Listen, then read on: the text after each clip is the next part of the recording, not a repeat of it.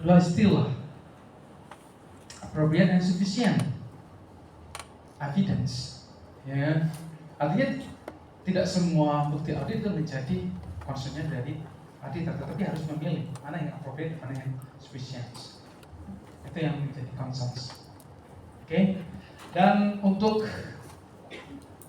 materi kita yang kali ini, yang hari ini sudah saya postkan di UMS. Kalian bisa download di sini materi-materinya. Sudah saya masukkan di situ.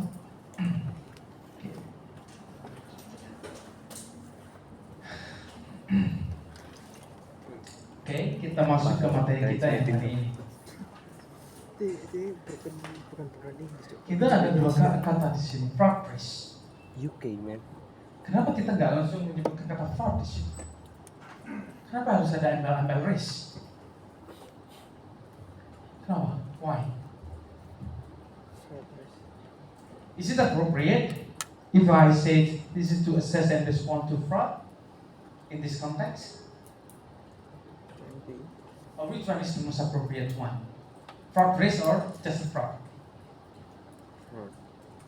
Dalam konteks kita mata kuliah audit, kenapa harus ada embel-embel risk? Pencegahan. Kenapa? Sorry. No.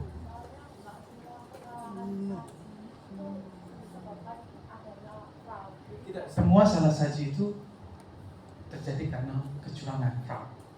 Ada argumen lain untuk bisa memperkaya diskusi kita? Mas? Ya. Mungkin kalau ada ambal risk berarti itu buat bentuk kita untuk antisipasi. Jadi sebelum terjadinya adanya fraud. Antisipasi. Yang lain? Mbak ya? Mbak? Kenapa?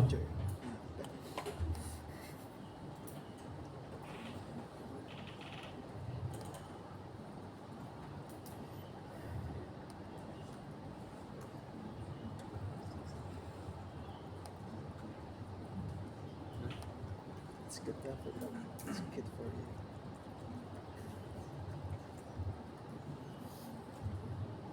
Hindi.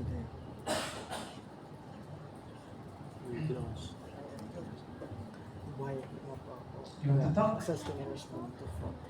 Kenapa ada fraud risk? Why particularly itu assessing and responding to fraud risk? Kenapa ada risk? Kalau terjadi, kalau kita berbicara ini hanya kata risk itu dihilangkan, maka konteks yang bukan ranahnya bagi auditor eksternal. Tapi ranahnya apa? False accountant. Karena sudah terjadi fraud, sudah jelas terjadi sebuah kecurangan. Kalau di ranahnya fraud resiko itu masih bentuk ranahnya di kantor audit eksternal KAP.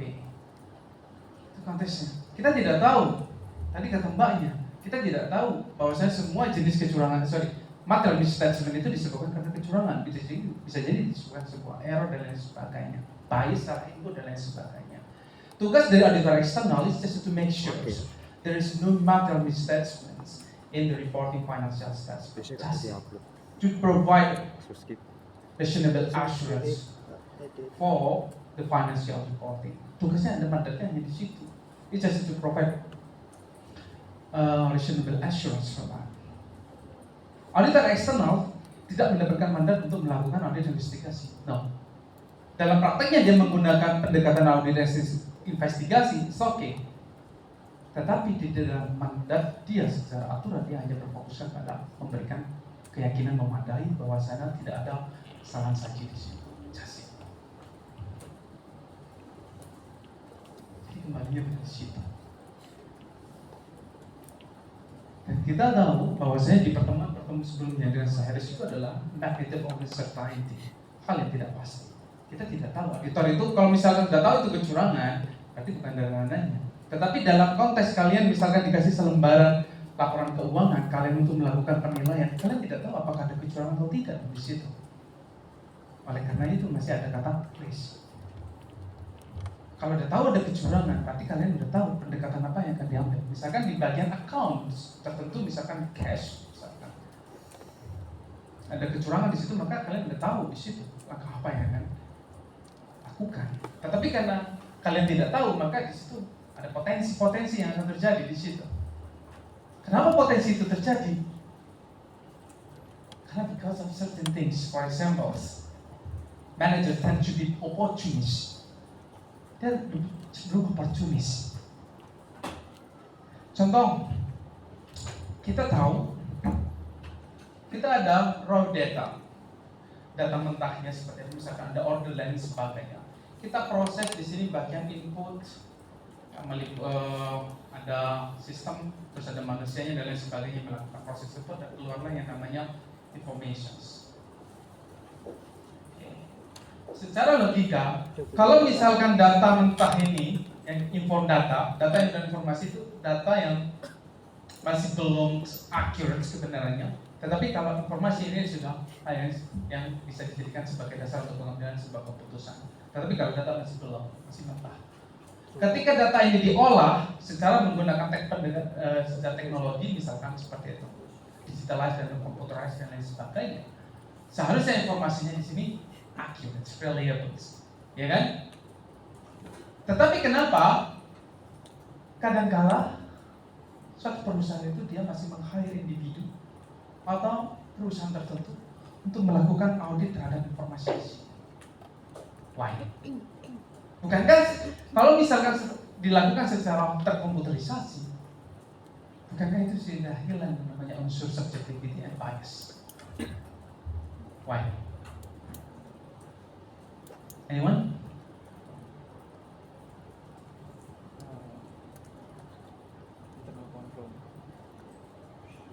Anyone want to talk? Kenapa itu? Mbaknya? Ya. Untuk memastikan kembali. Ada lain? Kalau hanya sekedar untuk memastikan kembali bahwasanya ini akur atau tidak, it costs a lot. Ya kan? Dia harus mengeluarkan duit, dan itu gak sedikit.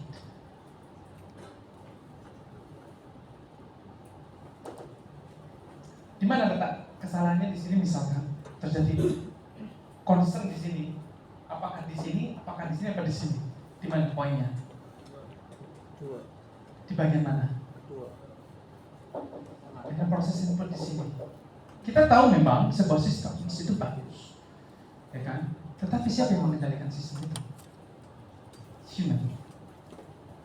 Seringkali saya bilang bahwasanya didasarkan pada criminological theory, human itu self-interest. Dia punya kepentingan juga. Dan kita tidak bisa memungkiri itu. Kalian juga sama punya kepentingan antara satu dengan yang lain. Kalau tidak berbeda kepentingan, ya udah kita jalan sendiri-sendiri. Kalau kita punya kepentingan sama, ya udah kita kerja bareng. Setiap every single individuals, they have their own self-interest. Sama aja dengan di konteks bagaimana sebuah informasi itu diproses. Sekalipun itu by systems, we don't have any absolute answer to say that the information provided is 100% accurate. Ya kan? Kita tidak bisa mempunyai sebuah keyakinan. Siapa yang bisa melakukan itu? Oleh externals. Because they have to provide reasonable assurance. And users of financial statements prefer to use audited versions of financial statements. Dia prefer menggunakan yang versi auditnya. Itulah kenapa diperlukan. Kenapa mas? Ada yang clear? Senyum-senyum saya. Apa?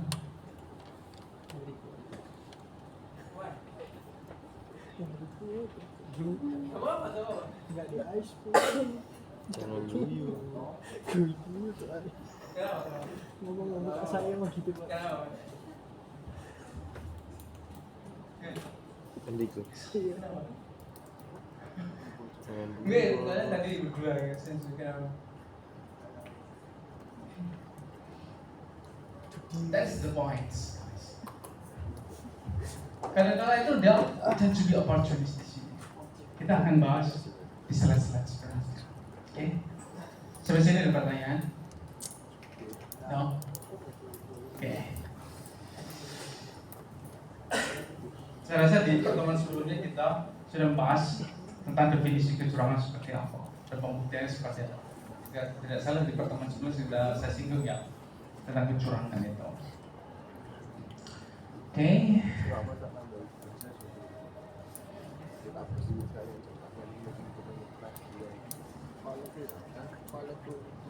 Coba ke sini ya. Kepingiran. Karena di situ singgung juga tentang kecurangan responding to frauds.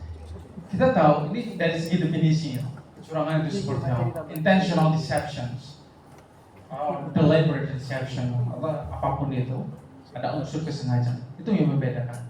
Oke? Tetapi saya sudah menjelaskan the question how to prove the word intense or deliberate. Saya sudah jelasin di pertemuan sebelumnya ya. Masih ingat gak? Untuk melakukan pembuktian terhadap kata intentional and deliberate di sini, aspek sengaja. Masih ingat nggak? Hah? Hah? Loh? Enggak. Udah bro. Yang pertama ingat apa enggak? Udah. Serius? Saya sudah jelasin itu enggak? Sudah. Hah? Sudah. Yang pattern gitu kan? Yang aku ingat dia cerita. Kata membuktikan kata unsur kesengajaan di pertemuan sebelumnya saya pernah jelasin itu enggak? Pernah. Hah? Pernah kan? Iya, kok bilang enggak maksudnya? Karena ini cukup sensitif. Kita tidak bisa mencek seseorang dia melakukan kecurangan atau tidak. Sedangkan unsur people guilty of frauds karena dia ada unsur kesengajaan. Ada victims di situ. Dan dia menggunakan kemampuannya dalam kondisi sadar. The three things are people guilty of frauds. Oke. Ini warning signs or red flags. Nah, auditors di dalam menjalankan tugasnya dia harus memperhatikan terhadap refleksi itu. Kalau dari segi financial suspects, I think this is easy to find. Tetapi kalau dari segi behaviors, itu sangat susah untuk kita mengambil sebuah kesimpulan di situ.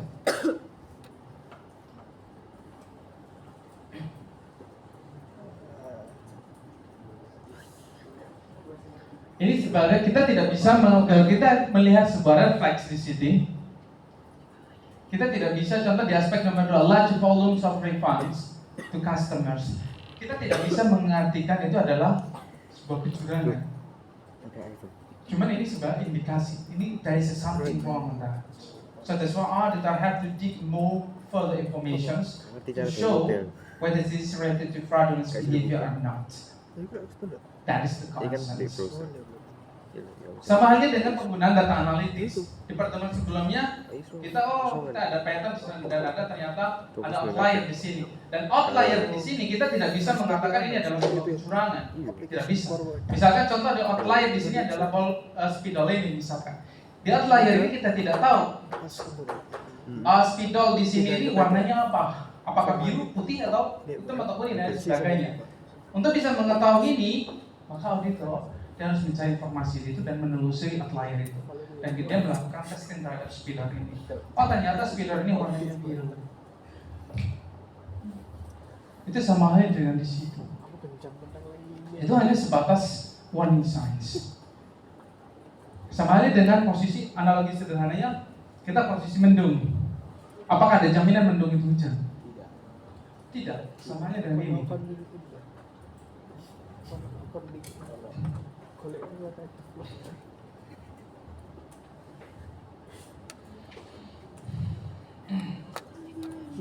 Kalau aspek procedurals itu juga di pertemuan sebelumnya di aspek procedurals kadang-kala orang itu menggunakan pendekatan akuntansi transparansi itu untuk melakukan menyembunyikan kecurangannya dia sehingga nampak kecurangan yang dilakukan adalah legitimate, nampak tidak ada apa-apa padahal dia melakukan sebuah kecurangan. Mungkin di pertemuan sebelumnya saya ulang, misalkan untuk dia mengirim sebuah proposal dan dia proses assessment terhadap proposal itu ada 6 tahap dan 6 tahap itu dia pihak perusahaan katakanlah itu ketika dia melakukan assessment itu dia melakukan pending dan pending, sehingga ada respon dari pihak yang menyodorkan proposal itu untuk memberikan uang izin dan lain sebagainya, supaya proposal itu diproses lebih cepat. Itu salah satu bentuk kecurangan yang terjadi.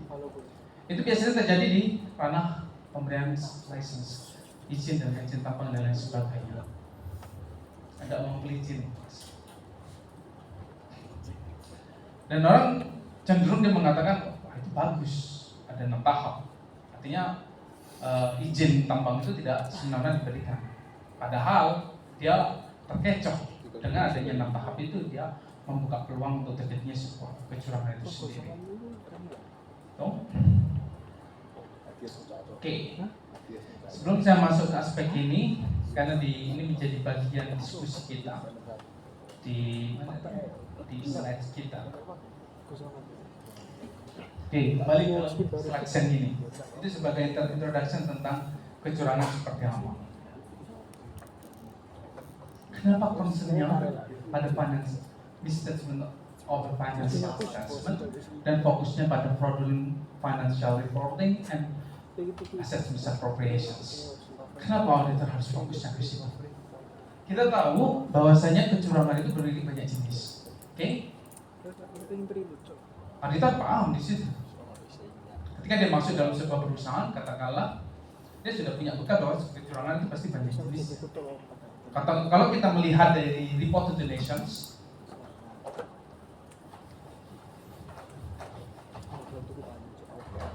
ada 3 jenis kecurangan, yaitu corruptions, asset misappropriations, dan fraudulent financial statement. Kenapa harus fokuskan pada 2 aspek ini? Asset misappropriation and fraudulent financial statements. Why? Kalau kita melihat di situ,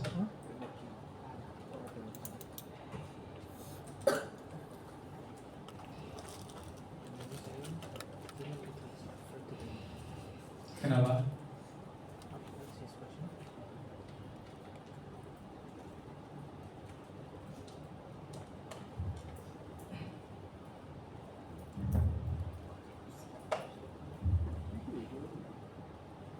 Kenapa hanya fokusnya pada 2 itu? Coba mbaknya itu. Kenapa mbak? Iya.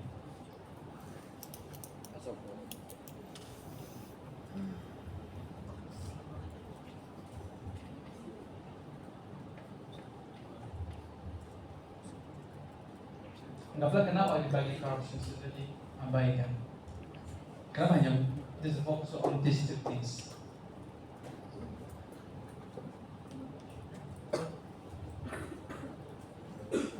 Karena internal.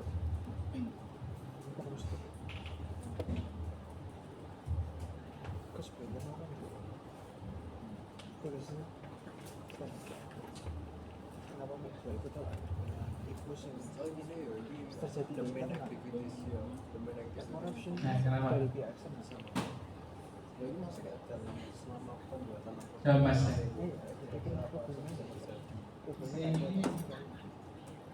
Kenapa mas?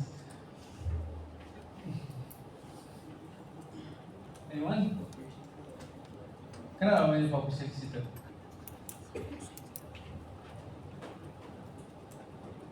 Saya melakukan studi experiments, guys, dan terbit di Journal Financial Crimes di Emerald di Inggris. Oke, saya mencoba melakukan eksperimen antara 3 aspek ini. Dan juga yang menjadi concern saya itu saya menggunakan internal control punyanya COSO. Saya mencoba melakukan eksperimen terhadap ketiga poin ini dengan menggunakan internal control COSO. Seberapa efektif dan COSO terhadap 3 aspek ini? Karena orang yang pro terhadap COSO dia mengatakan bahwasanya pengendalian internal yang dirumus oleh COSO itu efektif untuk menghandle semua jenis kecurangan. Saya ingin tahu seberapa accurate atas informasi itu. Tahu kemarin COSO apa? Sorry? Yang pertama siapa? Apa? C. Apa? Certainty. Control apa? Control environments. Cook ya. Apa? Risk assessment, Risk assessments. Berikutnya information and communication. itu nomor 4 itu. Monitoring activity. Control activities. Information and communications and monitoring. Oke. Saya pengen tahu di situ. Ketika saya melakukan pengujian terhadap 3 aspek sini, apa yang terjadi? Kedua poin ini itu memiliki sebuah kesamaan karakteristik. Proses terjadinya kecurangan di 2 poin ini itu berhubungan dengan hal-hal yang sifatnya administrasi, document oriented. Makanya kenapa yang menjadi main subject dari auditor eksternal adalah financial statement-nya, laporan keuangannya. Dia hanya berfokusnya pada laporan keuangannya. Dia mengabaikan terhadap perilaku bagaimana laporan keuangan itu di-create. Hanya fokuskan di situ. Ketika auditor di dalam menjalankan tugasnya, apa yang dia lakukan? Dia hanya berfokuskan pada yang namanya checklist. Apakah ini sudah ada, misalkan kontrak, misalkan untuk pembuktian terhadap suatu transaksi, kontraknya seperti apa, apakah pada proses order, kalau ada dia dicentang, proses otorisasinya berjalan dengan baik atau tidak, dia centang. Apakah semua ini mendapatkan notifikasi, dia centang. Auditor hanya menggunakan checklist. Dia tidak tahu bagaimana sebuah documents atau evidence yang di-create sama pihak perusahaan itu, dia tidak tahu bagaimana itu prosesnya di-create. Ya bisa. Auditor tidak punya kewenangan. Dia tanya bagaimana sebuah ini, misalkan ada sebuah invoice atau kwitansi, auditor tentu tidak bisa mengatakan kwitansinya ini asli atau bukan. Kita tidak bisa melakukan itu. Dari sudut pandang mana auditor itu akan melakukan pertanyaan seperti itu? The audit engagements klausul antara kedua belah pihak itu ditertuang bahwasanya auditor itu dia punya kewenangan untuk bertanya, sedangkan pihak klien dia berkewajiban untuk memberikan informasi-informasi yang diperlukan. Hanya sebatas itu. Maka konsekuensi dengan hanya menggunakan sebuah checklist, konsekuensinya, even though perusahaan itu dapat mencatat pengecualian, it doesn't mean fraud itu tidak ada di sana. Bukan berarti kecurangan itu tidak ada. Sekalipun perusahaan itu dapat berizin, ya kan? Kenapa dia hanya berfokuskan pada itu? Onduan itu sing udah ketemu. Konsekuensinya apa lagi? Sebentar sih. Dengan penggunaan checklist, dia Bagikan, tidak ya. tahu terhadap Bagikan. Sembarang. cause of the cause. Sing ero mungkin Penyebabnya itu apa? James. Dia tidak tahu terhadap cause of the cause seperti apa. Maka dia hanya tahunya, oke, ada evidence, Apa? lanjutkan. Application. Iya gitu. Kayak Chrome gitu. Kembali pada aspek sini, itu yang dua aspek ini memiliki sebuah kemiripan karakteristik berbeda dengan corruption. Terus sekarang dek. This is tend to be related to political behavior, perilaku. Tergampang. Dan itu perilaku itu susah untuk kita nilai hanya didasarkan pada sebuah checklist dan documents. Salah satu contoh dari korupsi apa? Itu apa? Kickbacks, Apa ini? bribe taking and bribe giving. Saling Bikin. Kan bisa melakukan pembuktian itu. Kosong. KPK bisa menelisik itu, dia hanya menggunakan apa? Penyadapan. Kalau misalkan tidak ada penyadapan, bagaimana lakukan pembuktian terhadap itu? Bribe giving and bribe taking itu. Suap menyuap itu, bagaimana lakukan pembuktian?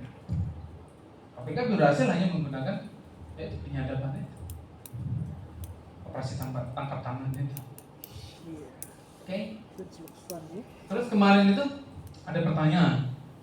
Kalau misalkan Koso ini hanya berfokuskan pada kedua aspek ini proses pencegahannya, terus korupsi di bagaimana? Kalau korupsi, memang kita di literatur berbicara tentang aspek ethical cultures. Ada pertanyaan lagi, di control environments, bukankah di situ ada ethical culture di situ, pembahasan di situ? Terus di mana letak kekeliruannya di sini? Itu ada yang bertanya seperti itu. Saya sampaikan bahwasanya tulisan ini, pencegahan ini itu melakukan pengujian dalam konteks kerap culture. Kerap culture, budaya yang karup. Apa itu budaya yang karup? Pimpinan yang cenderung toleransi terhadap perilaku-perilaku kecurangan atau menyimpang atau deviance. Maka sebagus apapun pengendalian internalnya, kalau itu berada di dalam current culture, itu tidak akan pernah bisa berhasil. Gitu. Itu menjadi concernnya karena main subject dari auditor eksternal adalah financial statements. Yang berhubungan dengan financial statement itu fraudulent financial reporting sama misappropriation of assets. Sampai sini ada pertanyaan?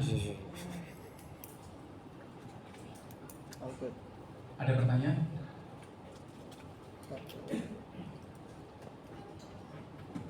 Tapi jelas ya? Serius ya? Tanya. Saya juga berpikir serius. Saya akhirnya sudah berpikir setiap selesai ngajar. Kenapa saya tanya ada pertanyaan itu nggak ada pertanyaan? Gitu. Apakah saya memberikan materinya kurang tepat dan lain sebagainya? Jadi kalau tidak ada pertanyaan itu jadi misteri buat saya. It's about the English word.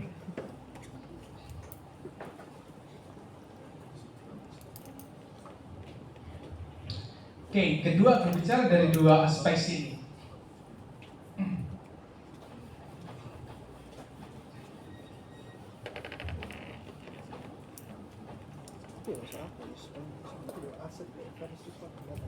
Fraudulent financial statements itu paling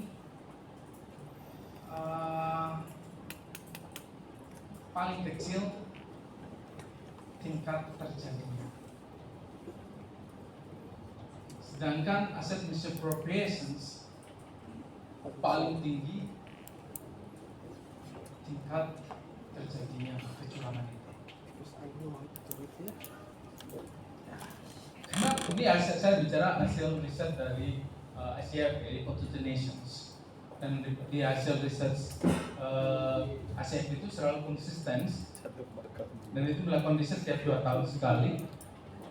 Bahwasanya fraudulent financial statements itu paling kecil tingkat terjadinya. Kenapa? Karena hanya dilakukan oleh orang-orang yang berlaku eksekutif. Tetapi sekalipun ini yang paling kecil, ya, financial consequence-nya ini yang paling tinggi. Asset misappropriation sekalipun ini paling tinggi tingkat terjadinya, financial consequence-nya itu paling rendah. Mengapa demikian? Karena ini yang satu dilakukan level eksekutif, di mana dia punya kontrol terhadap laporan keuangan, tentu dampaknya luar biasa.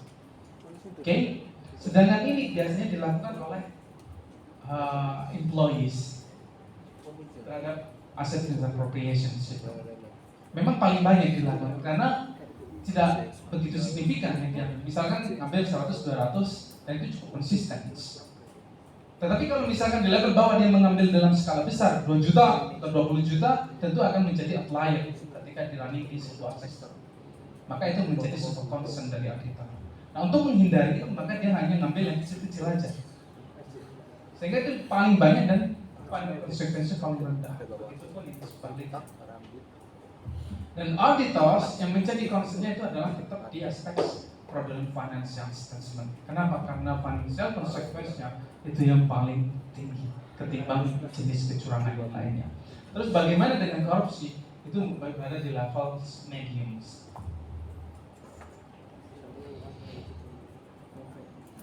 Nah, contoh di sini, this is to deceive users. That is the main keyword.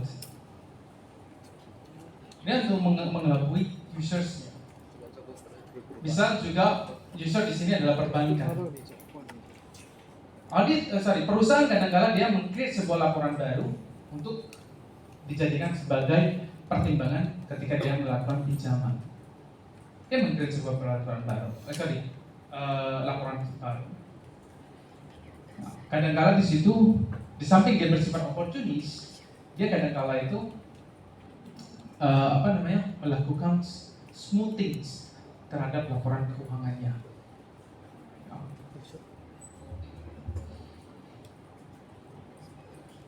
Oke, ini fraud triangles.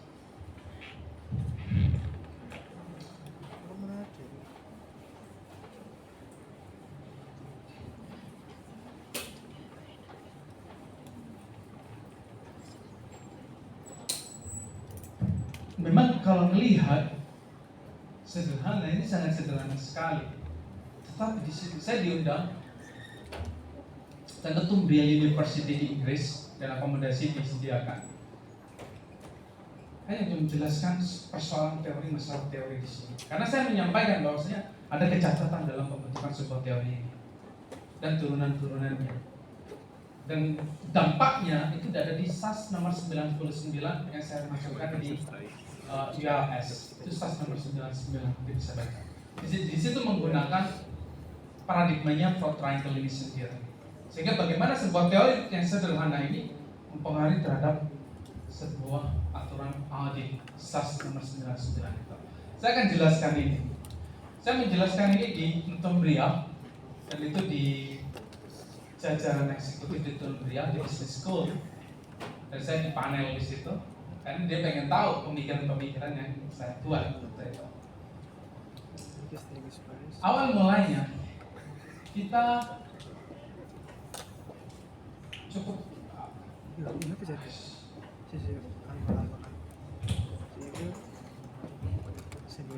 Why, sir?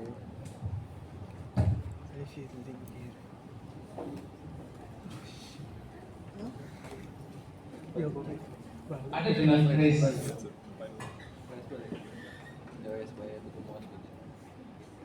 Singapura gitu.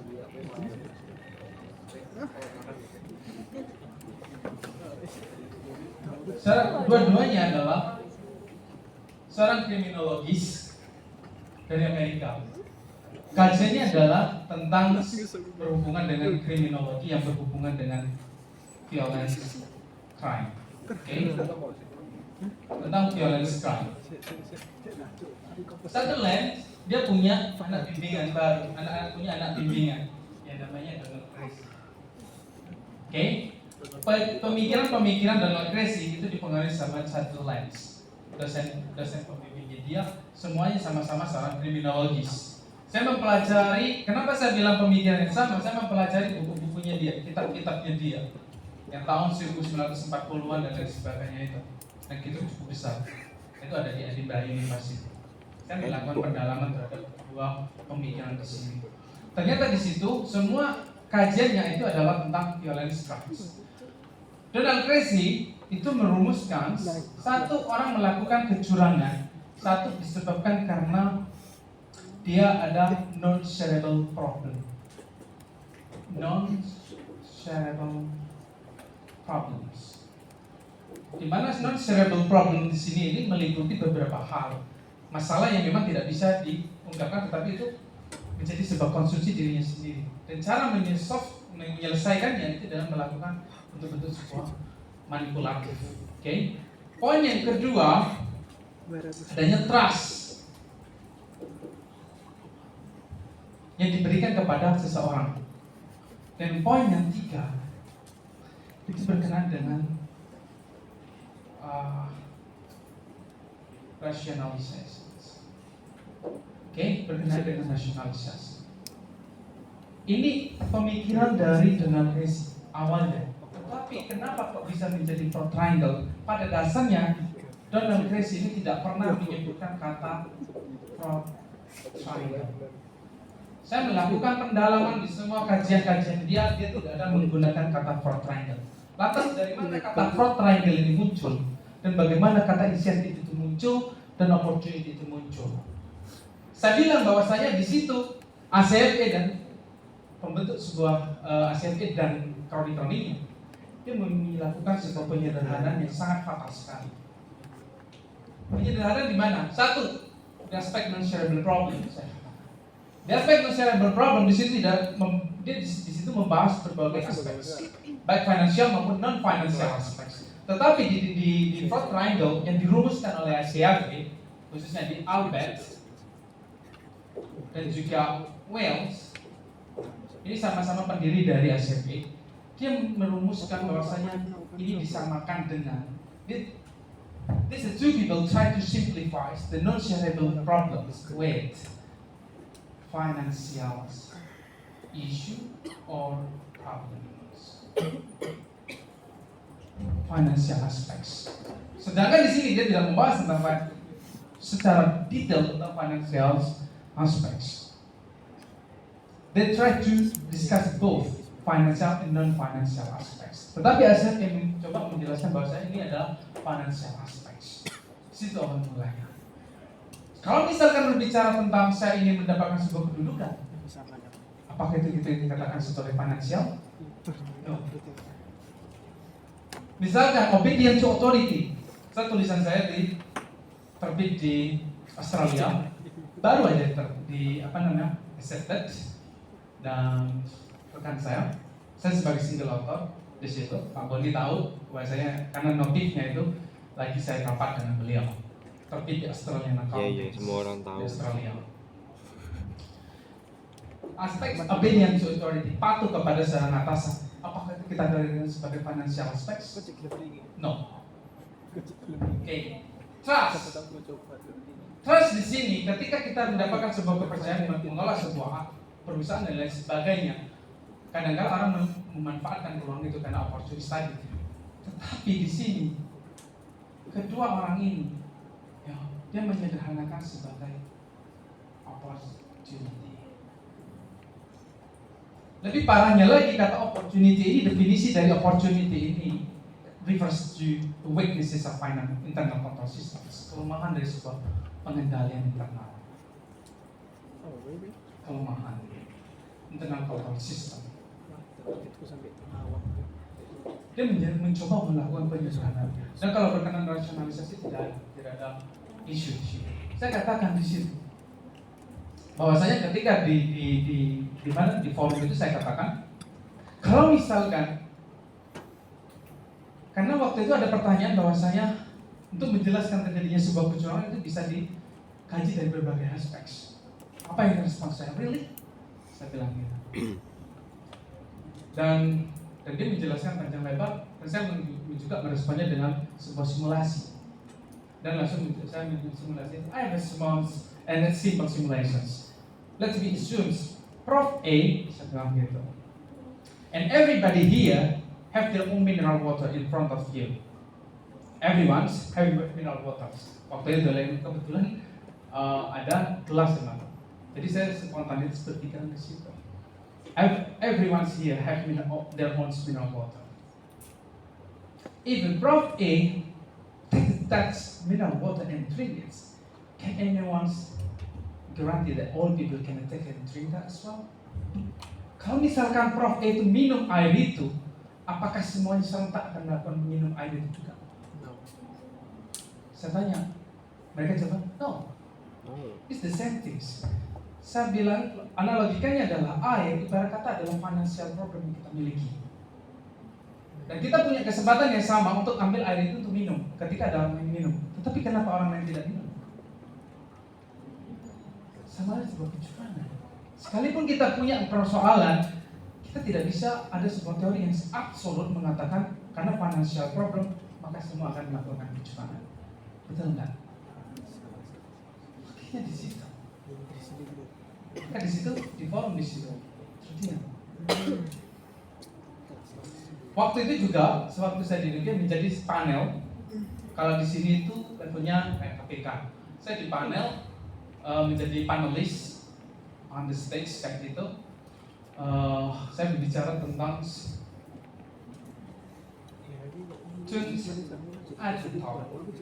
saya bicara tentang ekspresi. Bagaimana ini mempengaruhi luar biasa.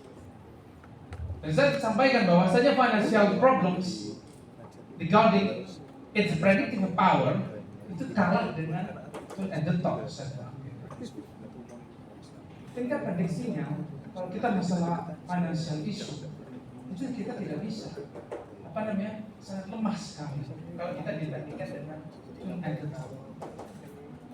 Kalian misalkan di dalam sebuah perusahaan seperti ini, misalkan, terus atasan kalian minta kalian untuk melakukan, saya butuh duit, misalkan perjalanan dinas bareng sama kalian di rest area, terus setelah atasan katakanlah saya, Mbak bayarin pakai uang itu dulu. Pak, kalian berani nolak? Kecil sekali kalau kalian nolak. Kalau kalian sekarang bisa bilang saya nolak, wah sungguh idealis. Tetapi kalau kenyataannya nanti kalian itu ada kesusahan di situ. Aspek tune at the top itu sangat luar biasa, jauh lebih mujarab ketimbang financial problems. Terus juga berkenaan dengan aspek opportunity. Within the accounting and financial literature, opportunity always refer to the weaknesses of internal control systems. Dia cenderung mengarah pada kelemahan dari pengendalian internal itu sendiri.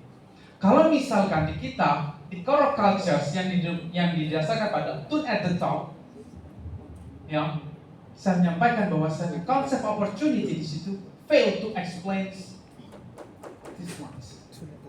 Kenapa? Di unit-unit strategis, kadang-kala saya katakanlah saya mencoba simulasikan diri saya. Saya sebagai pimpinan di situ, dan saya akan menempatkan pos-pos yang strategis itu adalah orang-orang yang loyal terhadap saya. Betul? Kenapa? Karena untuk memudahkan saya untuk berkoordinasi. Kalau misalkan dia disloyal, tentu saya nggak suka, tentu saya tendang orangnya. Tentu saya cari orang yang loyal terhadap saya. Maka di situ aspek opportunity sudah tidak lagi bisa menjelaskan itu. It's not appropriate to explain that situations. Ya kan? Ketika di konteks itu, maka apa? It's just a moment. Hanya bergantung pada sebuah momen, kapan saya akan mengeksekusi itu. Tidak lagi berdasarkan pada aspek ada celah tidak untuk saya melakukan kecelakaan. Oke.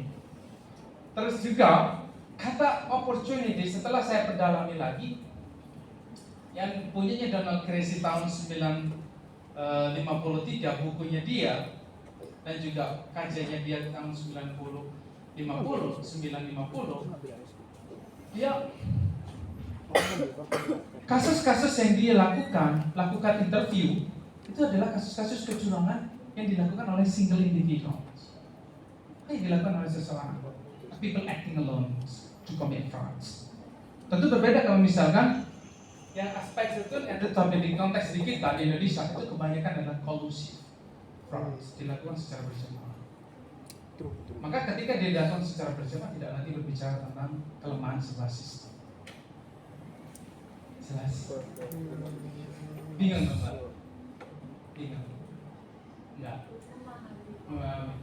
Ada pertanyaan? Tapi clear ya? Oke. Ada yang setelah saya perkeling ini,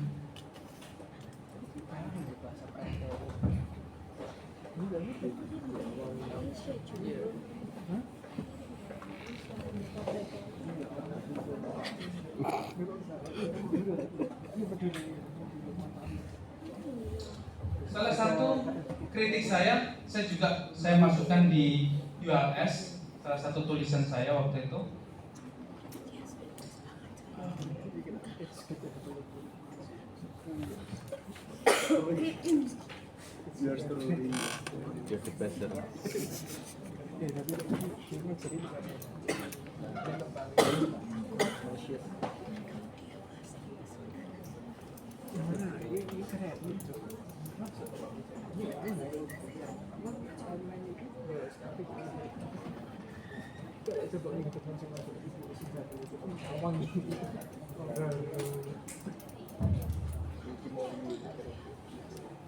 Selain di JLX, ini tulisan salah satu tulisan yang terbaru saya yang terbit di bulan kemarin, terbit di Journal of Accounting and Organizational Change. Di sini saya juga mengkritik tentang SAS yang saya taruh di URS itu SAS nomor 99. tentang sebuah kecurangan itu seperti apa. Dan juga ada tulisan saya yang satunya saya posting di US tentang kritik tentang bagaimana ada kesalahan reasoning di fraud triangle itu sendiri. Oke? Nah ini yang salah satu poinnya. Setelah fraud triangles ada Wolff and Hammersons. Dia berbicara kalau misalkan ketiga sekalipun itu ada, aksis, dia bilang gitu, opportunity, rasionalisasi. Sekalipun tiga-tiganya ini aksis, it doesn't mean fraud will occur. Bukan berarti tidak dijamin bahwasanya kecurangan itu bisa terjadi. Katanya Wolff yang di Fraud Diamonds yang di sini. Itu tidak akan terjadi kalau misalkan orang yang mau melakukan kecurangan itu tidak punya skills, tidak punya capability. Oke, dia bilang gitu. Akhirnya muncullah yang namanya fraud diamonds itu. Capabilities. Apa argumentasi saya? Saya bilang, ini keliru. Saya katakan ini seharusnya nggak muncul capability di sini. Dia buat false reasonings. Ada kecacatan dalam berpikirnya dia. Kenapa itu bisa terjadi? Kalau misalkan orang udah tahu dia ada sebuah opportunity, it means they know how to exploit that. Oh, ada kecurangan. Berarti dari sudut pandang mana dia melihat itu ada opportunity? Ada opportunity nih. Pasti dia tahu. Dari sudut pandang mana dia tahu di situ bisa dieksploitasi. Akan belajar bisa saya. So that's why I said this is no need to say it is because of this frauds cannot occur. No, it's wrong. Saya said that. Saya bilang bahwa Wolff and Hammersons fail to understand the concept of opportunity. Saya gagal untuk memahami apa itu opportunity itu sendiri. Terus ada berikutnya tahun 2012 dan dipertegas lagi di kajiannya 2014 ada kata arrogance. Kalian lihat di sini kata arrogance. Dia berbicara bahwa sekalipun empat-empatnya ini ada, tetapi kalau misalkan tidak ada kata arrogance, ya, arrogance, maka fraud itu tidak ada kecurangan. Saya penasaran, saya bilang gitu. Dan juga saya jelaskan di tutup dia juga waktu itu ketika saya dimintain narasumber. Saya bilang ketika saya tunjukkan di kajiannya dia bahwasanya dia menyebutkan apa? A policy is not for me as a boss, it's only for employees. Untuk menunjukkan kata arrogance. Di tulisannya itu menunjukkan klausul seperti itu. Artinya apa? Kalau dia bahwasanya policy itu hanya untuk seorang bawahan dan tidak berlaku untuk seorang atasan, itu adalah apa? Rasionalisasi. It's justifications. So that's why I said, this is two things. It's not appropriate in this. The best thing to explain about the capability is one of the measurements for the concept of opportunity. Ini salah satu aspek bagian dari untuk melakukan pengukuran terhadap opportunity. Cara untuk melakukan pengukuran terhadap aspek. Kalau kata arrogancy bagian dari pengukuran untuk rasionalisasi. Ini bukan sebuah perluasan sebuah teori. No, I said no. Dan itu tulisannya terbit di situ. Salah satu jurnal of Accountants and Organizational Change. Saya sebagai single author di situ. Dan banyak lagi tulisan-tulisan kalau bisa masuk ke Emerald. Nama saya ada 13 articles di situ. Okay? Dan auditor externals, let's focus on the checklist. Dan dia paham secara konsep bagaimana sebuah cause of the cause itu sendiri. Dia paham pada aspek ini. Tetapi secara manda dia hanya berfokuskan pada prosedur yang dia lakukan, tidak sampai dicek. Itu kesalahannya. Ada pertanyaan? No? Keynes? No?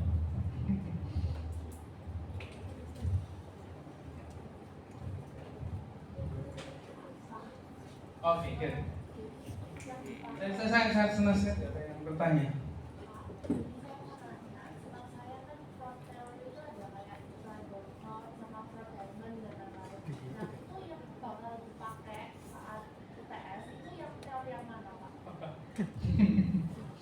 Tak bikin bertanya tentang apa? Tentang TS. Model apa? Saya tetap merujuk pada fraud triangles. Merujuk pada fraud triangles. Kenapa? Karena saya sudah baca di situ. Baik saya pakai ini. Karena kalau saya bilang bahwasanya rumusan pemikiran yang adalah cacat, masa saya mau pakai itu? Ya kan? Jadi tetap rujukannya adalah fraud triangles. Kalau kalian lihat di kajian accounting and finance di jurnalis itu, nggak ada yang menggunakan kata fraud diamond dan fraud pentagon. Sama sekali. Hanya orang Indonesia yang pakai itu dan jurnalis di Indonesia yang menggunakan fraud diamond dan fraud pentagon. Kenapa? Karena memang ya kita tidak punya akses untuk memahami tulisan-tulisannya dengan crazy. Saya bisa melakukan kritik di situ karena saya punya akses terhadap pemikiran-pemikiran dan kreasi melalui karya-karyanya. Jadi di kita, kalau kalian melihat di jurnal-jurnal Indonesia yang kalian coba searching, kalian akan terpaku bahwasanya artinya di tulisan itu hanya berfokusnya semacam ya udah kita terima aja pemikiran di situ, tidak ada bantah-bantahan di situ. Sedangkan tulisan saya sendiri di situ, saya bantah di situ, saya di situ letaknya. Oke, ada pertanyaan lain selain di UTS?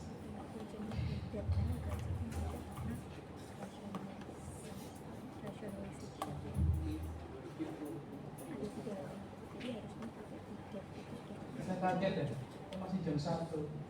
Duh. Enggak ada waktu di UK. Oh iya. Iya.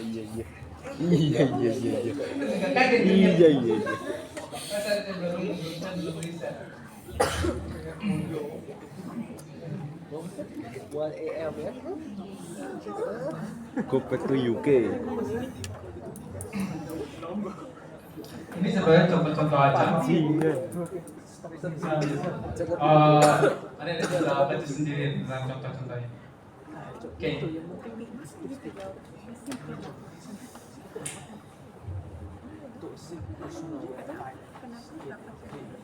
Because I can't.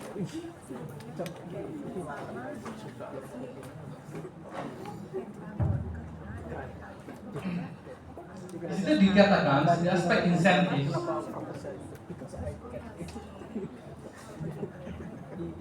Di aspek insentif di situ di personal financial gains atau trading. Oke? Ketika saya menyampaikan juga, ketika kita membahas tentang kenapa seseorang melakukan kecurangan, kita tidak semerta-merta mengatakan bahwa itu menjadi sebuah trigger financial gains. Kita juga membedakan, melakukan klasterisasi didasarkan pada offendersnya. Itu perlu. Kenapa? Motifnya pasti beda. Kalau white collar crimes, orang yang berkerah putih, dia melakukan kecurangan atau dia melakukan bribe taking and bribe givings is not merely because of financial trigger or financial issue or financial gains. It's not because of that. Kalau white collar crimes, dia melakukan suap menyuap itu hanya murni untuk mengamankan asetnya dia. Hanya murni untuk mengamankan asetnya dia, murni mengamankan bisnisnya dia. Tidak berhubungan dengan untuk mendapatkan sebuah keuntungan. Contoh misalkan yang bergerak di bidang mining sektor, misalkan pemerintah memberikan misalkan si A, dia mempunyai mandat untuk mengelola daerah pertambangan misalkan sama pemerintah, dia akan mendukung semua kebijakan pemerintah dan juga mendanai sebuah kampanyenya supaya apa? Proses yang diberikan kepada dia pertambangan ini supaya itu tetap diberikan kepada si A, tidak dialihkan kepada yang lain. Ini bentuk white collar crime, kejahatan kerah putih. Kalau misalkan, makanya pendekatannya tentu berbeda. Kalau misalkan di aspek yang bisa dibilang receh-receh, dia melakukan kecurangan itu hanya murni untuk mendapatkan sebuah keuntungan finansial. Sehingga pendekatan juga berbeda. Di aspek white collar crimes itu lebih fokusnya pada aspek corruption. Di ranahnya corruption. Nih, tertera nih.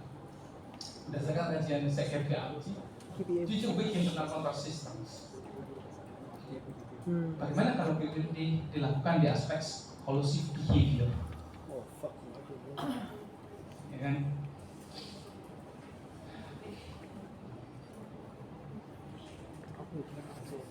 Itu yang menarik di sini.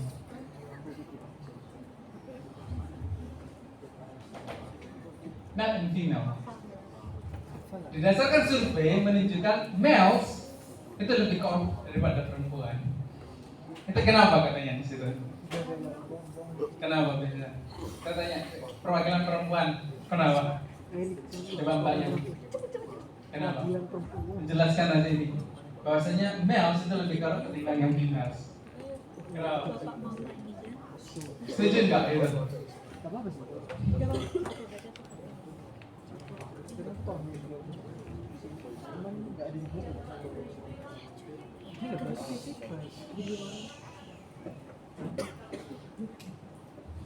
Laki setuju kan? Karena memang laki-laki itu memang mungkin memang cenderung untuk melakukan kecurangan. Saya laki-laki merasa begitu. Kalian setuju kan? Setuju. Karena kita makan itu. Masuk. Argumentasi apa? Enggak. Iya kamu.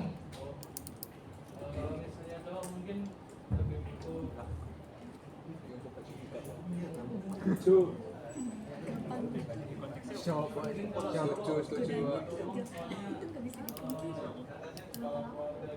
Jadi untuk wanita. Semuanya kembali ke wanita. Semua kembali ke wanita. Saya lagi-lagi itu merendahkan kehormatan laki-laki. Ada yang lain? Nah, Kenapa tadi bilang setuju? Kenapa setuju? Soalnya kita butuh duit buat wanita, Pak. Coba dikasih buka. Berarti sebenarnya masalahnya siapa? Wanita.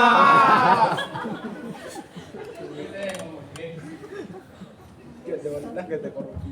Saya akan menjelaskan secara ilmiah aja. Secara ilmiah aja. Karena saya laki-laki kan, juga terpojok di situ. Oke. Laki-laki itu lebih cenderung risk taker. Itu risk taker kita laki-laki.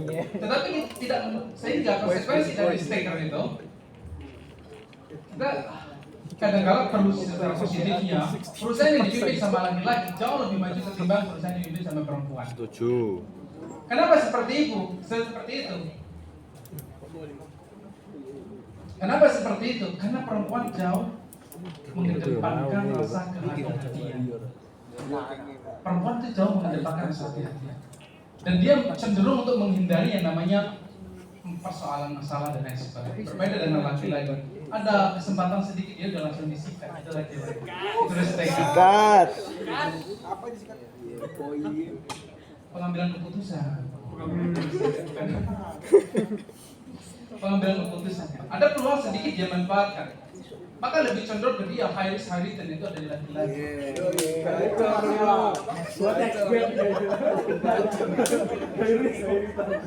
Saya melakukan juga adik-adik. Saya melakukan eksperimen di perusahaan Amerika. Saya membedakan antara BUMN Waduh ya, dan UK, Aussie. non wong iki jinak. peran dari female directors. Ini dianggap sekarang Both of directors. Dan ini tulisan yang satunya itu female CFOs, Chief Financial Officers. Ketika saya melakukan eksperimen di sini, ternyata female di BUMN, Bulat ya. kita memang tahu bahwasanya female itu lebih condong articles, they have the articles perspective ketimbang yang laki-laki. Dia penuh dengan kehati-hatian dan mengedepankan aspek etis. Oke, tetapi aspek itu saya temukan ketika female itu berada di perusahaan non BUMN. Semuanya itu terbukti ketika ada di non BUMN. Tetapi di aspek BUMN-nya itu tidak terbukti. Females itu lebih cenderung pasif, diam. Kenapa? Karena dia cari aman. Karena di aspek BUMN adanya political interventions Penting. or interest. Ada aspek political intervention dan interest. Sehingga kenapa female di BUMN di level eksekutif itu lebih cenderung pasif. Dia nggak punya power. Tetapi kalau di non BUMN dia menunjukkan perilaku yang berbeda. Kenapa? Karena di situ tidak ada political aspect itu sendiri. Dia lebih cenderung bebas ketika ada di non BUMN. Dia lebih cenderung bisa bersuara dan memberikan sumbangsi pemikirannya. Tetapi kalau di BUMN dia tidak bisa. Karena kapan saja dia bisa ditendang, dikeluarkan. Kembali lagi, dia tidak bersuara karena untuk cari aman dan bisa mendapatkan keuntungan dari finansial, self interest. Situ.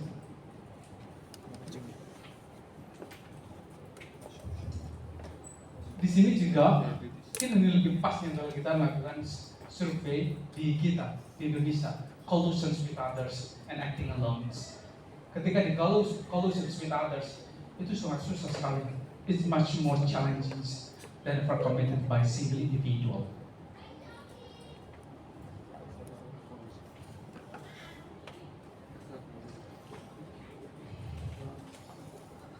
Oke, ini coba lihat di sini.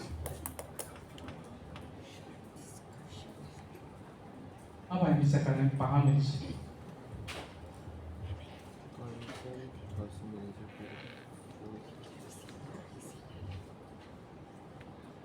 Gimana cara melakukan? Ada kasusnya supplier fiktif, ya. Terus juga false documentation supporting the payments, fake letterheads, kop surat ya, artinya ya, fake letterhead itu kop surat, fake email accounts, and false letter of application for granting findings. In some case, false company identities were created with genuine banks. Ini persoalannya. False company identifies were created with genuine bank. Aja di depan. Nanti ketika UTS itu model-modelnya seperti ini. Sama.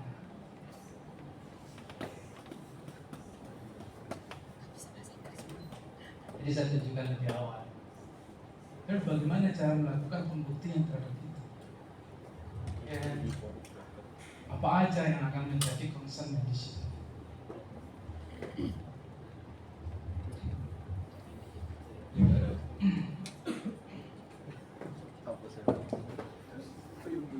Saya mencoba di sini dari aspek financial recourse-nya itu seperti apa?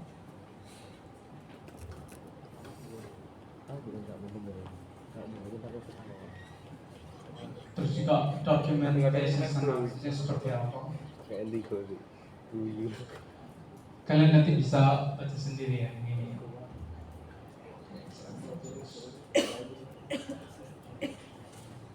What are the three conditions? Saya PowerPoint ini mayoritas kecuali case yang tadi ya saya create ya. Saya kasih masukan karena untuk sebagai indikasi kemungkinan besar soalnya seperti itu. Jadi saya tambahin di situ. Ini semua slide ini dari buku. Jadi saya nggak ngotak-ngatik. Cuman saya dikasih ngajar ini. What are the three conditions of fraud when they pursue as a fraud triangle? Apa aja? Apa aja tadi? Apa aja? Ayo apa aja itu? Opportunity. Opportunity, terus? Sorry? Opportunity terus? Itu apa? Itu suatu behavior. Rationalizations. Katanya? Pressure.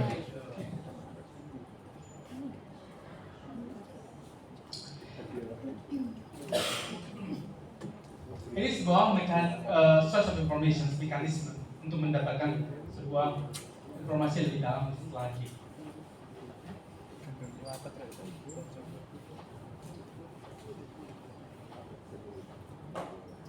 Contoh tadi yang kembali masalah di data analysis yang outliers, karena posisinya di situ adalah sebagai preliminary evidence, okay? Sebagai preliminary evidence. Artinya dia harus perlu mencari informasi-informasi tambahan, dan ini salah satunya melalui berkenaan dengan inquiries of management. Kalau misalkan konteksnya ini untuk melakukan pembuktian ada atau tidak adanya sebuah kecurangan, maka jauh lebih baik proses interview itu dilakukan secara mendadak. Maka di situ akan tidak ada semacam planning dan lain sebagainya, tidak ada unsur perencanaan dan lain sebagainya, tidak ada perencanaan yang matang apa dan bagaimana cara menutupi kecurangan itu. Tetapi kalau misalkan secara detail kita melakukan sebuah interview, kemungkinan besar dia akan kelakapan untuk memberikan sebuah informasi, dan itu adalah menjadi warning signs dari seseorang untuk tahu lebih dalam lagi apa yang sebenarnya terjadi.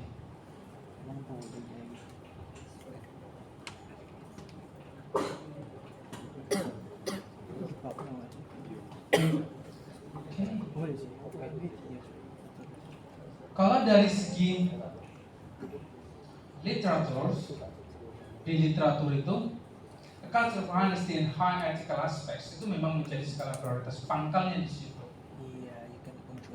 Tetapi auditor ketika dia masuk di situ untuk melakukan tes atau kontrol, tentu dia tidak bisa menilai seberapa bagus aspek etik di situ, ya kan? Ketika misalkan kalian datang dari sini untuk mengukur di sini budaya etik yang kita miliki, kalian bisa mengukur itu apa? Itu sangat susah sekali. Tetapi yang lebih mudahnya auditor itu ketika ingin melakukan tes atau kontrol, apakah misalkan ada order masuk di situ, misalkan kalian adalah sebagai pemegang saham dan saya sebagai salah satu manajer kalian, ketika ada order dan saya tidak memberikan notifikasi kepada unit yang lain dan saya keep sendiri, apakah kalian percaya terhadap saya? Misalkan saya melaporkan itu, ada order nih 100 juta, sedangkan di unit yang lain itu tidak mendapatkan sebuah notifikasi, tapi hanya saya yang mendapatkan. Saya memproses, kalian percaya? Enggak. Kalian auditor akan melakukan cek di situ. Apakah sistem otorisasinya sudah berjalan dengan baik atau tidak? Dia melakukan observasi di situ. Ketika ada order masuk, apakah unit yang lain dapat membusanya? Karena bisa jadi kalau misalkan ketika ada transaksi dengan kita dan saya hanya yang punya kendali di situ, ada 100 juta tapi di situ ada terjadi kesepakatan 50% diskon, tetapi saya laporkan ada 100 juta. Perusahaan mengeluarkan duit 100 juta, 50 jutanya kita bagi dua misalnya. Di situ bisa jadi. Nah, kita memastikan bahwasanya apakah ada segregation of duties ketika ada order, apakah unit yang lain akan dapat notifikasi atau tidak. Jauh lebih mudah untuk melakukan pengukuran. Sehingga kita hanya memberikan sebuah checklist. Cukup susah juga berkenaan dengan committee oversight. Cukup susah karena itu bisa dibilang susah untuk melakukan pengukuran di situ.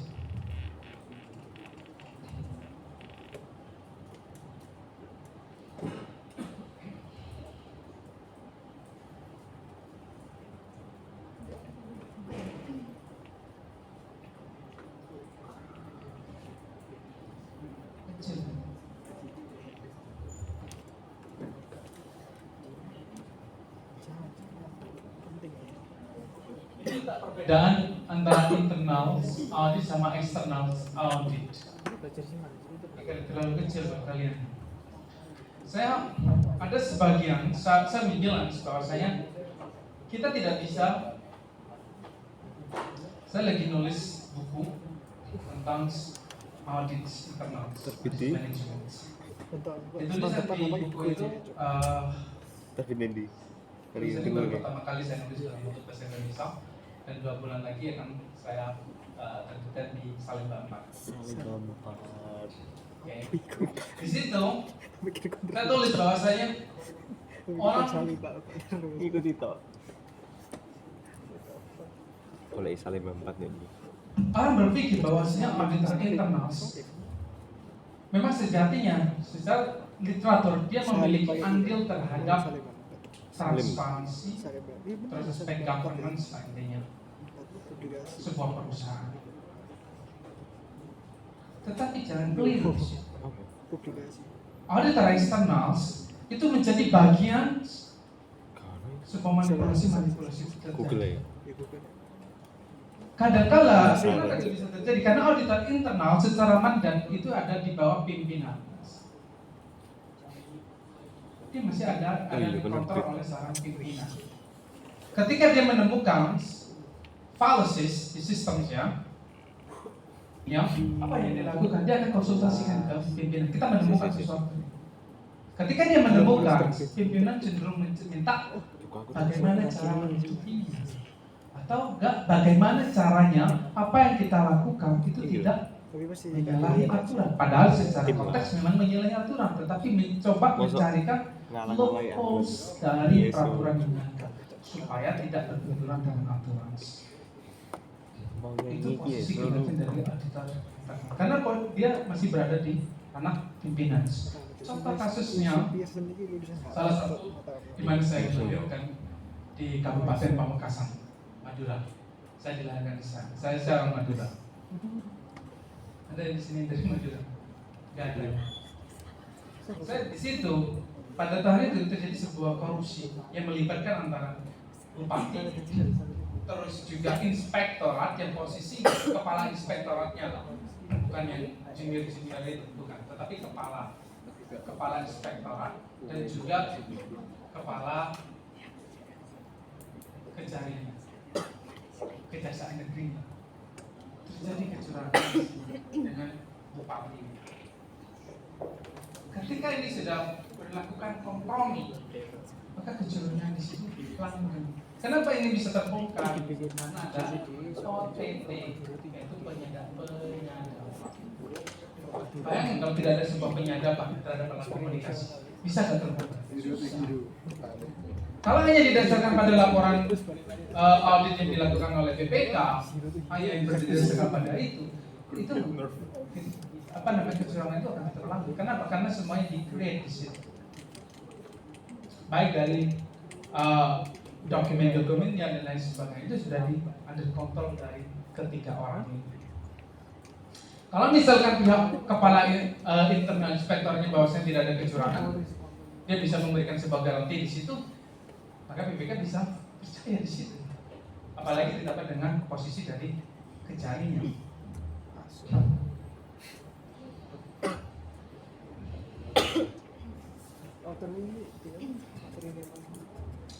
Dan perlu diperhatikan, di situ ada professional skepticism. Kalau misalkan kata professional itu di-eliminate, dihapus, tinggal skeptis doang, itu juga dapat mengundang rasa mengandung aspek subjektivitas. Kenapa? Kalau misalkan memang tidak ada, maka posisi dari auditor ataupun ini external auditors atau examiners, posisinya dia adalah, kalau fraud examiners, they have to show whether fraud exists or not, proof or disprove adanya sebuah kecurangan. Artinya ketika saya punya sebuah pengalaman, posisi dari fraud examiner di situ adalah dia melakukan investigasi untuk membuktikan adanya atau tidak adanya sebuah kecurangan.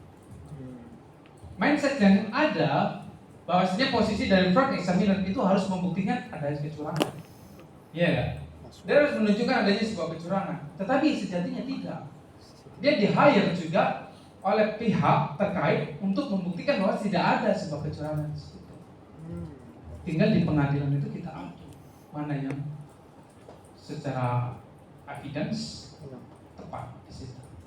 Sama dengan external auditors, di situ harus membuktikan bahwa adanya atau tidak adanya material misstatements. Kalau dia hanya skeptis saja, tidak profesional, menggunakan professional skepticism, maka dia cenderung akan, udah saya akan tunjukkan di sini ada kecurangan. In what way? Dan itu akan mempengaruhi terhadap objectivity-nya dia. Karena dia akan menelusuri dan bahkan bisa jadi mengada-ngada. Dan itu tentu itu fatal.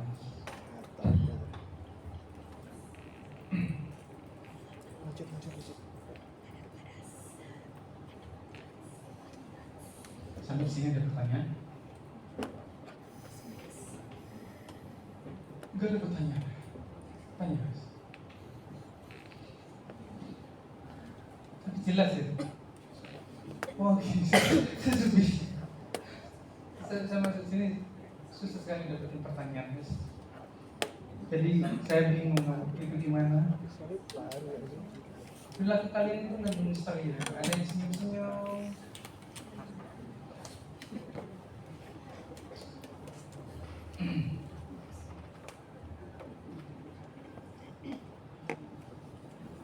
Yang perlu diperhatikan oleh seorang auditor itu, apakah kalau misalkan ada penurunan di nilai di salah satu accounts, apakah itu dia mencoba mencarikan sebuah korelasinya.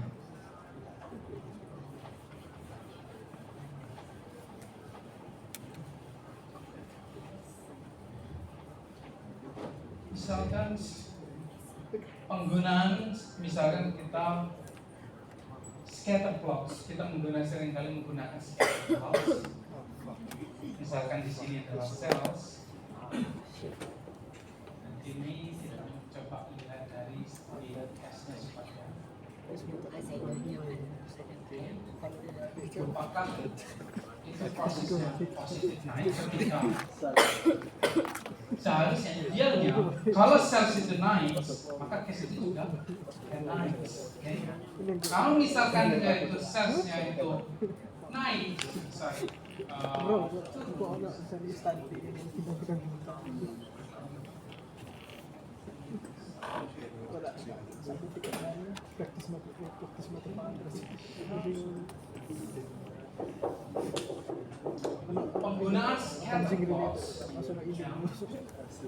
penggunaan scatter plots itu kita mencoba untuk melakukan korelasi yang misalkan sales dengan cash itu seperti apa.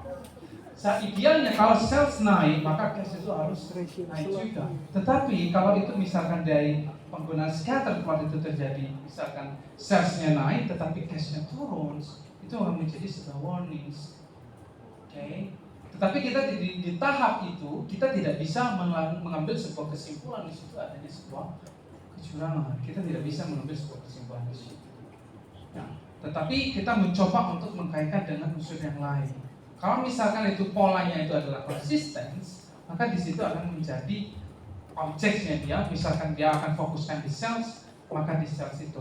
Lanjut itu kita mencoba untuk di aspek sales sendiri, bagaimana itu polanya. Apakah itu memang membentuk sebuah pola atau ada aspek yang lain di situ.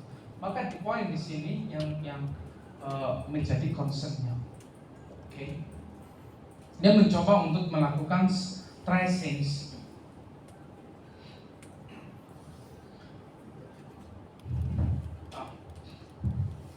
Aspek yang ketiga ini kalian juga perhatikan betul ke situ, karena bisa jadi itu juga keluar di situ. Fictitious revenue, effective premature revenue, manipulations, adjustments, and revenue. Kalian itu perhatikan dari sisi bagaimana cara melakukan pembuktian di situ. Berikan perhatian penuh di situ. terus unsur auditnya itu seperti apa, dan kaitkan dengan audit functions. Ulang.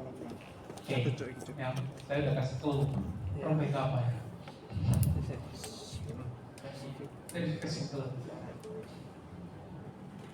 Ketika kecurangan, ini sebuah kecurangan, ini terjadi sebabnya karena tadi, yaitu agency problems yang kemarin kita jelasin tentang agency problems. Ada perilaku yang oportunis dari seorang manajemen, maka dia akan melakukan misalnya bukan sedikit ya, 3 kali. Tentu ada beberapa banyak jenisnya, tetapi ini salah satunya 3 aspek sini yang sering kali berhubungan dengan fraudulent financial statements. Dan bagaimana itu prosedur auditnya nanti.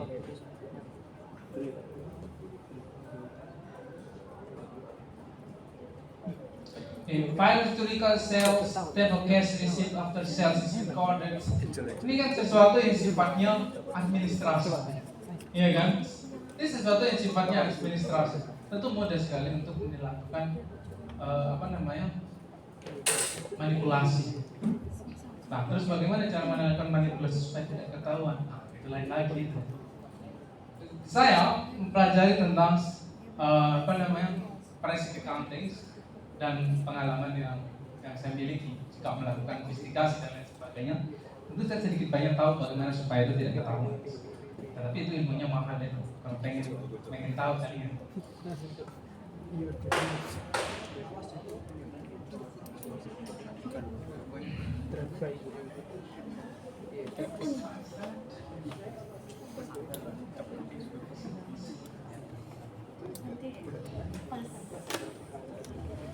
Dari kajian ada analisis ini berhubungan dengan whistleblowing systems.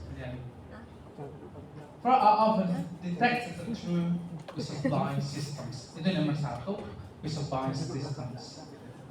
Di sini. Ini kajiannya dari ACLB, Report of the Nations. Oh, ini tahun 2018. Tetapi secara konsisten, yang tahun 2022 nanti itu paling di atas. Kecurangan itu deteksi dari orang yang mengadu. Whistleblowing system itu, whistleblower itu adalah orang yang mengadukan bahwa saya ada terjadi sebuah kecurangan. Perdebatan tentang etik dari orang yang melakukan kecurangan tetap berlangsung. Ada orang yang mengatakan bahwasanya itu orang yang mengadukan kecurangan itu dikatakan sebagai orang yang disloyal, orang yang tidak loyal. Tapi orang yang mengatakan seharusnya yang melakukan pengaduan itu adalah orang yang loyal. Itu perdebatan masih panjang. Di kita di Indonesia, kita tidak punya aturan yang spesifik untuk melindungi dari whistleblower itu sendiri.